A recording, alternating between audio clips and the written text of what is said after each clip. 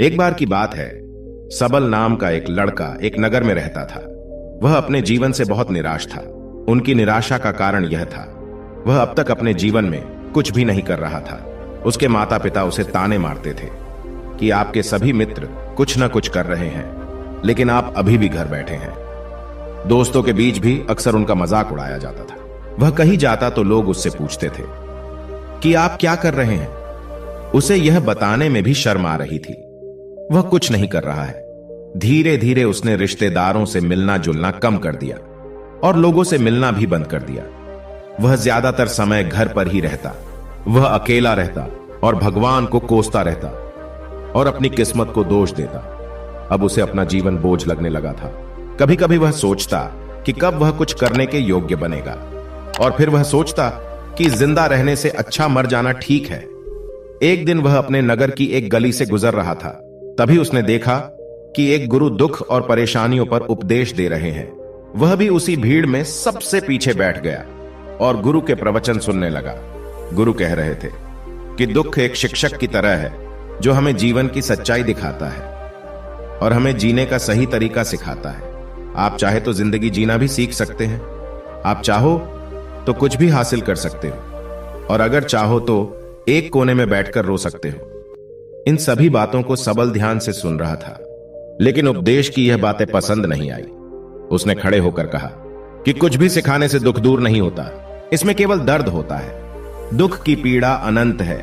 ऐसा लगता है कि इसके बाद कुछ होने वाला नहीं है। इससे कुछ भी फर्क नहीं पड़ता है। इसके सामने तो मौत भी छोटी लगती है। तब गुरु ने कहा, वत्स, तुम्हारा दुख क्या है? सबल ने उनके सामने अपनी सारी व्यथा सुनाई और गुरु से पूछा कि मेरे इन दुखों का कोई उपाय है तुम्हारे पास? यह सुनकर गुरु मुस्कुराए और बोले, तुम उस दिन मेरे पास आना जब आपके जीवन में वास्तविक दुख आए। मैं आपकी समस्या का समाधान अवश्य करूंगा। यह कहकर गुरु वहां से चले गए। सबल ने सोचा, क्या यह मेरा दुख नहीं है तो क्या है? मैं जिस दर्द से गुजर रहा हूं वह असली दुख नहीं है क्या? मेरा दुख कोई नहीं समझ सकता। जब मां बाप नहीं समझते तो भला गुरु क्या समझेंगे? उस दुखों से व्यथित होकर सबल ने एक फैसला लिया कि अब वह कुछ करेगा। सबल ने एक छोटा व्यवसाय शुरू किया, पर उसे सफलता नहीं मिल रही थी। लेकिन उसके घर वाले खुश थे। वह कुछ कोशिश कर रहा है। वह अपने व्यवसाय में लगा रहा और धीरे धीरे उन्हें सफलता मिलने लगी।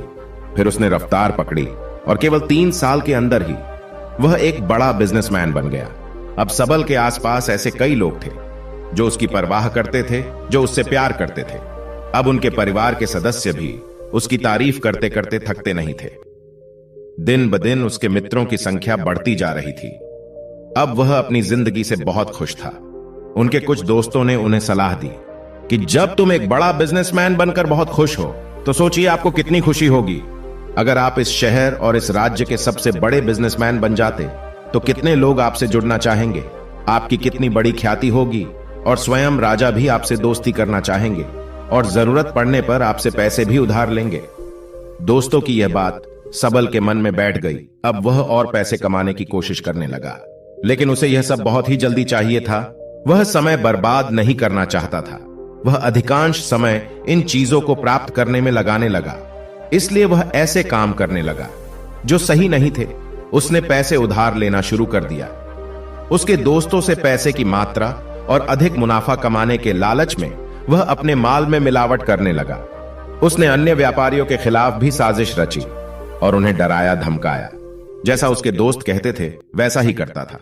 वह इन तरीकों से ज्यादा पैसा कमा रहा था, पर अब उसके जीवन में पहले जैसा चैन नहीं था। उनके मन की शांति गायब हो गई थी और वह रात को सो नहीं पाता था। वह विचारों में रहता था। वह सब कुछ पाकर भी उसे किसी चीज में सुख नहीं मिल रहा था। एक दिन सबल अपनी गाड़ी से कहीं जा रहा था। तभी रास्ते में उसे गुरु का आश्रम दिखाई दिया। वह रुका और गुरु के पास जाकर बोला, गुरु जी, आपने मुझे कहा था जब कभी जीवन में सच्चा दुख आए तो चले आना। अब मैं बहुत दुखी हूं। मेरी नींद हराम हो गई है। मुझे कहीं भी शांति नहीं मिल रही है। इस प्रकार सबल ने अपनी सारी समस्याएं गुरु को बताई। गुरु ने कहा, जब तुम पहली बार मुझसे मिलने आए थे तब भी तुम किसी दुख में थे। आपने उस दर्द से क्या सीखा? सबल ने कहा कि सिर्फ सोचने और चिंता करने से कुछ नहीं होता। अपनी दृष्टि को सच करने के लिए मेहनत भी जरूरी है, और सिर्फ मेहनत करने से कुछ नहीं होता। परिणाम भी मिलना चाहिए। जब आपको लगे कि आपका लक्ष्य हासिल नहीं होने वाला है, तब राह में चाहे कितनी भी मुश्किलें आ जाए, मन कितना भी निराश क्यों ना हो, अब कुछ नहीं होने वाला है, तब खुद आत्मविश्वास करे, मैं जो भी कर रहा हूं उसमें अवश्य सफल होऊंगा। लोग केवल सफल लोगों का सम्मान करते हैं। कोई कितना भी अच्छा क्यों ना हो, वह हमेशा लोगों की नजरों में बोझ बने रहते हैं।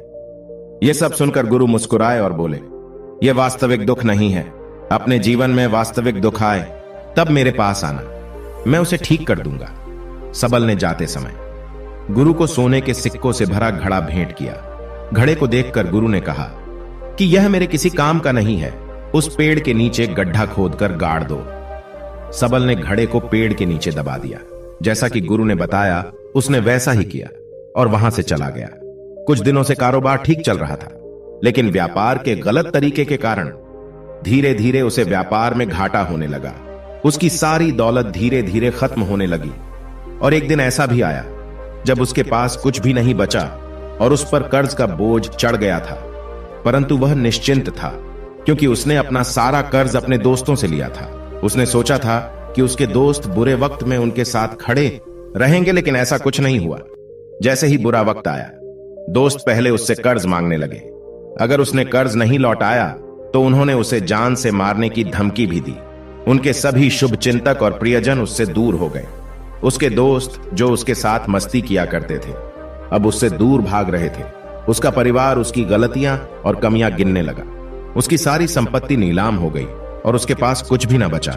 जब उसने अपने पिता से मदद मांगी तो पिता ने कहा कि मेरे पास थोड़ी सी संपत्ति है, अगर मैं तुम्हें दे दूंगा तो मैं तुम्हारी मां को क्या कहूंगा। यह संपत्ति हमारा अंतिम सहारा है। सबल के मन में गहरा दुख छा गया।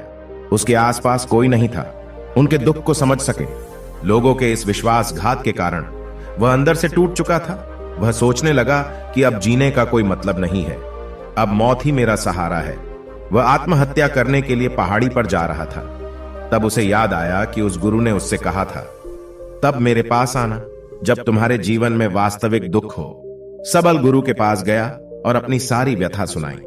आंखों में आंसू लिए उसने कहा, हे गुरुदेव, मेरे दुख का निवारण कीजिए। तब गुरु ने कहा कि जब जीवन में असली दुख आए तब मेरे पास आना, मैं इसे जरूर ठीक करूंगा। सबल ने कहा कि यह क्या है, मेरी जिंदगी में दुख नहीं है तो आखिर असली दुख क्या है। गुरु ने सबल से कहा कि पहले आप मुझे बताओ कि आपने अपने दुख से क्या सीखा। तब सबल ने कहा कि मैंने वह सीखा, जो लोग हमारे जीवन में आते हैं वह हमारी सफलता और प्रगति के कारण वो हमें धोखा जरूर देंगे, क्योंकि बुरे समय में वे हमारे साथ नहीं खड़े होंगे। वे अच्छे समय में ही हमारा फायदा उठाएंगे और बुरे समय में हमें छोड़ देंगे। उन लोगों पर ही भरोसा करें जो हमारे बुरे समय में हमारे साथ खड़े रहते हैं। लेकिन ऐसे लोग बहुत कम होते हैं, लेकिन जिनके पास है उन्हें उनकी सराहना करनी चाहिए, उनका अपमान नहीं करना चाहिए। कभी भी किसी के खिलाफ साजिश नहीं रचनी चाहिए। अपना काम ईमानदारी और धैर्य से करें और कभी लालची न बने। अपने सारे दुख दर्द और अनुभव बयां करने के बाद सबल गुरुजी के सामने आंखों में आंसू लिए बैठ गया। कुछ देर बाद गुरु उठे और पेड़ के नीचे गड्ढा खोदा और वो घड़ा निकाला जो सोने के सिक्कों से भरा हुआ था। उसने सबल को देकर कहा, मेरे पास तब आना जब तुम्हारे जीवन में वास्तविक दुख हो। सबल ने अपने गुरु को धन्यवाद दिया और उसे प्रणाम करके चला गया। उस पैसों से उसने एक छोटा सा व्यवसाय शुरू किया। अब वह छोटा व्यापारी बनकर भी खुश था। उसने पूरी लगन और ईमानदारी से कारोबार किया और जल्द ही वह अपने शहर का एक बड़ा व्यापारी बन गया। उसका जीवन सुख सुविधाओं से भरा हुआ था। लेकिन कोई कितना भी अच्छा क्यों ना हो, लेकिन जीवन में दुख आता है। तो सबल के जीवन में भी दुख आया। अपने माता पिता की मृत्यु हो गई। वे दोनों एक ही दिन मर गए। सबल अपने माता पिता से बहुत प्यार करता था, इसलिए उनके निधन से उन्हें गहरा सदमा लगा। अंतिम संस्कार किया गया। उसने अपने माता पिता का शव जलते हुए देखा तो उसका मन बेचैन हो उठा। उसके मन में कई सवाल उठने लगे। वह घर वापस आ गया। उसने अपने माता पिता के घर और संपत्ति को देखा, जिसके लिए उनके पिता हमेशा लड़ते रहे। आज वो खाली पड़ा है। जिन्होंने इसकी देखभाल की, इसके लिए लड़ने वाले इस दुनिया से चले गए। उसके पिता ने जो कुछ कमाया वह सब यही रह गया। एक दिन पहले तक उसके पिता मारपीट करते थे किसी के साथ उसकी संपत्ति के लिए। आज वो खुद इस दुनिया से चले गए। उसका मन ऐसे अनेक विचारों में भटक रहा था। वह अंदर से अकेला और डरा हुआ महसूस कर रहा था। वह खाली महसूस कर रहा था। उसे लगा कि कुछ तो है, परंतु वह समझ नहीं सका। इसलिए वह गुरु के पास गया। उसे देखकर गुरु ने कहा, क्या जीवन में कोई दुख है? सबल ने कहा, वैसे तो जीवन में कोई दुख नहीं है, सब कुछ अच्छा चल रहा है, लेकिन आज मेरे माता पिता का देहांत हो गया है। मैं इस घटना से बेहद दुखी और परेशान हूं। गुरु ने कहा, इसमें दुखी होने की क्या बात है? एक दिन सबको मरना है, मुझे भी मरना है, तुझे भी मरना है। शायद तुम कल ही मर जाओ या आज भी मर सकते हो। सबल ने कहा, क्या कह रहे हो गुरुजी? मैं भी मर जाऊंगा, लेकिन मैं अभी जवान हूं। गुरु ने कहा कि सभी जी रहे हैं इसी भ्रम में कि मृत्यु केवल बूढ़ों को आती है, लेकिन ऐसा नहीं है। जवान भी मर जाते हैं, बच्चे मर जाते हैं। मौत का उम्र से कोई लेना देना नहीं है, यह सभी को प्रभावित करता है। गुरु की ये बातें सबल के मन में बैठ गई और वह चुपचाप चला गया, लेकिन उसका मन अभी भी बेचैन था। वह खाली महसूस कर रहा था। वह सारा दिन अपने बारे में ही सोचता रहता कि वह कौन है, वह इस दुनिया में क्यों आया है, इस जीवन का लक्ष्य क्या है। ऐसे कई सवाल उसके दिमाग में लगातार उठ रहे थे, लेकिन उन्हें अपने किसी भी सवाल का जवाब नहीं मिल रहा था और उसका दुख दिन ब दिन बढ़ता ही जा रहा था। इसलिए कुछ दिन बाद वह फिर से गुरु के पास पहुंचा और बोला, हे स्वामी, मैं बहुत दुखी हूं, क्योंकि मैं यह नहीं जान पा रहा हूं कि मैं कौन हूं और मैं इस दुनिया में क्यों आया हूं। यह सुनकर गुरु मुस्कुराए और बोले, आज आपके जीवन में पहली बार सच्चा दुख उत्पन्न हुआ है। यह वास्तव में दुख कहलाने लायक है। हम नहीं जानते कि हम कौन हैं, हम क्यों आए हैं। सबल ने अपने गुरु से कहा कि उसकी दुर्दशा दूर करे।